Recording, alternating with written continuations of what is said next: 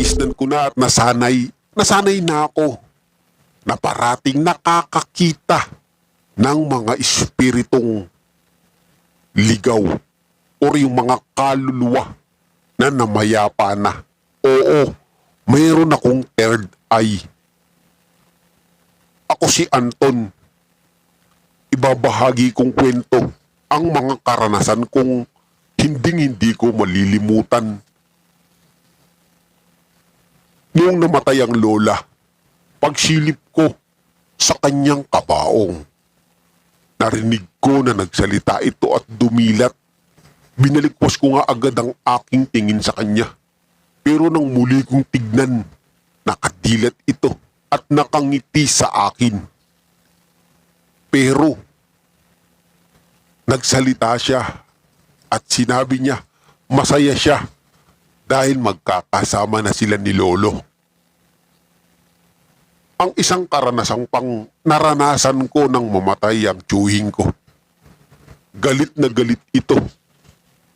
Dahil nung pagsilip ko, sinabi niya sa akin na hindi niya gusto ang kanyang suot sa loob ng kanyang kabaong. Hindi raw siya komportable sa kanyang suot. Siyempre, ikinuwento ko iyon sa mga tiyahing ko, kinananay at tatay. Dahil nga alam nila na meron akong third eye. Ang ginawa nila, bumili sila ng bagong damit at muling binihisan si Tito sa loob ng kanyang ataul. At nang muli kong pagsilip dito, nakangiti na ito at nagpasalamat sa akin. Ang mga karanasang pang naranasan ko'y nung ako'y nag-aaral ng kolehiyo. Madalas may bumubulong sa akin ng mga kaluluwar, mga espiritu, humihingi ng tulong. Ang iba'y umiiyak. Minsan pa nga, habang mahimbing ako sa pagkakatulog, nagising na lamang ako na may nakadagan na sa aking isang matandang lalaki na para bang gusto niyang humingi ng tulong sa akin. Dali-dali akong napabalikwas pero bigla siyang nawala. Pagkatapos, meron akong narinig na bumulong sa akin. Anton, tulungan mo ko, Anton. Ayun lagi ang aking mga naririnig, kaya ang ginagawa ko'y tinatakpan ko na lang ang aking tenga. Minsan pa nga, katanghali ang tapat, nasa eskwela ako. Habang nagtuturo ang guro namin, may nakita akong nakaputing lalaking matanda nakatayo sa harap ng blackboard sa may tagiliran ng aming profesor. Tinanong nga ako ng prof namin kung bakit daw parang inervyos at kinabahan ako. Siyempre hindi ko ikinuwento, baka matakot sila. Nung matapos ang klase, nilapit ko si prof at ikinuwento ko ang aking nakita. Si prof pala'y meron ding third eye. Alam daw niya na nakatayo lagi yung matandang iyon. Marahil aniya, iyon yung profesor. Noong araw, noong dekada 80 dito sa school namin. Nagkwentuhan nga kami ni prof. Lalo na ako doon sa may CR. Madalas akong makakita ng mga babae, bata, tiyanak at kung ano-ano pa. Sabi nga niya sa akin, mas malala na raw yung kondisyon ko.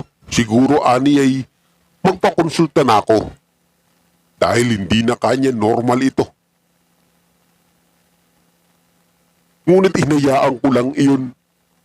Nasanay na rin siguro ako sa aking mga naririnig at nakikita. Pero habang tumatagal at lumilipas ang mga taon, lalo itong lumalala. Hindi na ako nakakatulog sa gabi. Sa pagdilat ko'y kung ano-anong espiritu at kaluluwa ang aking nakikita. Kuminsan ngayon natatakot na ako. Hanggang isang gabi nga, iihi ako, 10 oras ng gabi. Bigla na lamang may humahatak sa akin. Pagkita ko, mga dalawang kaluluwa ng matanda at isang matandang lalaki at babae. Hinihila ako. Anton, sumama ka sa amin. Bago, bitawan niyo ako. Ang sabi ko, talagang pilit nila akong hinihila. Sa may bandang likuran nila, nakita ko si Lola. Sinuway niya ang mga ito, kaya umalis. Nung umalis iyon, napangiti si Lola. At bigla na rin itong nawala.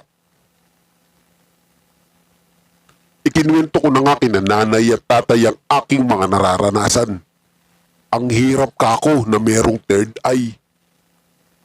Sa tuwina na lang may nakikita ako. Kagaya ngayon kako nag-uusap kami. Nakikinig kako si Lola sa may tabi ni tatay. Siyempre sila natatakot din. Lalo na kung kausap ako. Dahil hindi pwedeng meron akong makikita at may makikita ako. Mga kamag-anak namin na nawala or mga kapitbahay, mga kakilala. Hanggang sa pinakonsulta ko sa isang magaling na espesyalista kung ano ba talaga ito. Dahil habang tumatagal, habang nagkakaedad ako, lalong tumitindi ang mga experience ko. Sinabi ko nga, paano na lang kung magkaroon ako ng sariling pamilya? Baka matakot lang ang asawa at mga anak ko, lalo na kung may makikita ako. Lumipas pa ang mga maraming taon. Nagpatuloy ako sa ganoong klase ng sitwasyon ko. May nakikita, nararamdaman, umisan nga, ang sarap ng pagkakatulog ko, hinihila ang paa ko. Yung kumot ko, hinihila din. Pagdilat ko, nakikita ko na lang may nakalutang na babae or lalaki na para bang naglalaro sila sa harapan ko. Inaagaw nila ang kumot ko. Maging ang paa ko'y kinikiliti. Hanggang sa magkaroon ako ng asawa.